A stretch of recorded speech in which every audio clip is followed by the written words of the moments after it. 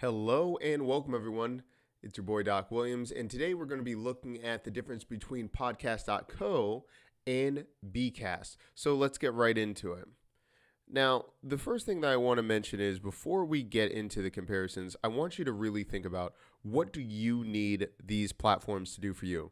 Are you thinking about creating a podcast agency? Are you trying to just upload your own podcast? What do you want to do? The reason I mention that is there's pros and cons at every different types of platform. So I want you to really think about that. Write those things down and then look at the features. Okay. So personally, if I'm looking at these two platforms, I'm going to tell you I prefer podcast.co. Not only because of the features, but I like the UI UX component. Now, I don't think it's fair to compare them, I don't think you can compare them because they're at different stages of their life of creation, right? So podcast.co has been around longer.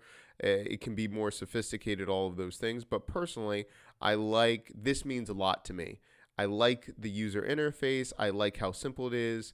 And that's just me personally. Now, the reason I go with this also, too, is if you notice, I have Brand Factory Inc. Network. I'm managing multiple brands, and I like to have a platform where I don't have to log in to multiple platforms to check out what's going on.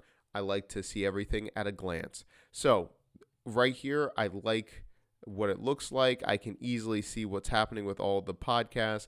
I can look at the episodes, the analytics. I can also see the sharing and publishing. It's just really, really sleek. And also, too, I like the podcast page as well. So these are the features and these are the reasons why I like podcast.co. Not only do I like that platform, but I like the forward thinking of podcast.co, just the company, because they also have Matchmaker where you're able to connect with podcasts and guests. I just love this right here. This is, if I was going to create a podcasting platform, right? If I was going to create a agency where I'm also having an upsell where I could possibly be booking guests or things like that, I would use Matchmaker as well. So I like that I always thought that was a great idea. It makes sense for them to do it. They have both sides of the coin right there, creating Matchmaker and podcast.co. So for me, I'm going to support them. Also, too, I like their crash course and just like they just get it. They just get it. So for those reasons, I'm going to support podcast.co and Matchmaker FM. If you want, in the comments down below, let me know if you're interested in Matchmaker.fm and how I would create an agency where you could be a PR agency to get your guests on podcasts. I think it's so easy to do it with something like Matchmaker and curating that relationship and starting to manage different influencers or thought leaders to get podcasting. I think you could just run with that. So that's the difference between podcast.co. Now let's go to bCast. Now, bCast has a lot of the same features. Let's take a look at the features, right? They have analytics. Let's see. The only difference dynamic content insertion. So you can promote your webinar or a demo. That was pretty interesting. You can have a call to action with this. That's not bad.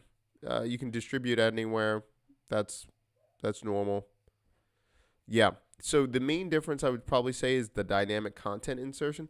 The only difference is, not the only difference. When trying to use this, I just didn't like how it was looking. And so I've tried it before.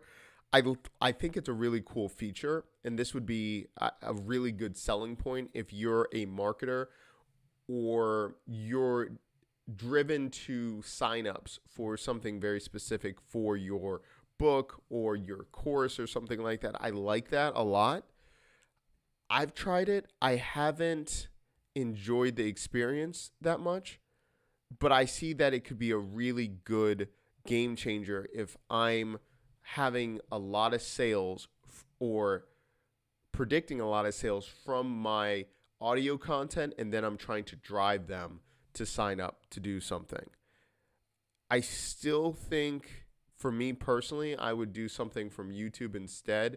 But my audience, I'm doing more things video. Like you're watching a video right now. I do have audio content, but they're more interviews, and I've tried other pieces, but personally, I've just seen the conversion so much greater when I'm doing something with video content than having people listen and then take action. Now, of course, the call to action, I think it would work better if someone's engaging with your page versus they're just doing a podcast. But I digress. That's just some of the things I'm thinking about.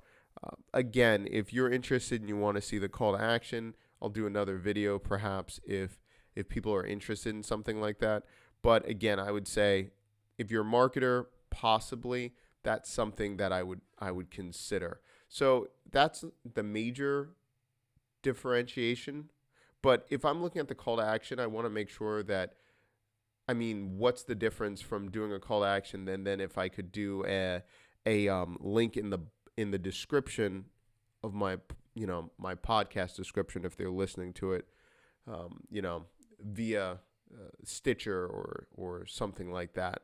So again, I like the concept. I'm not sure in practice I've seen a huge difference. I haven't heard a marketer mention their numbers skyrocketing doing that. But again, I like how they're thinking about marketers first. Their team, I believe, were marketers before they created bCast, so it's for marketers. I thought that was kind of interesting.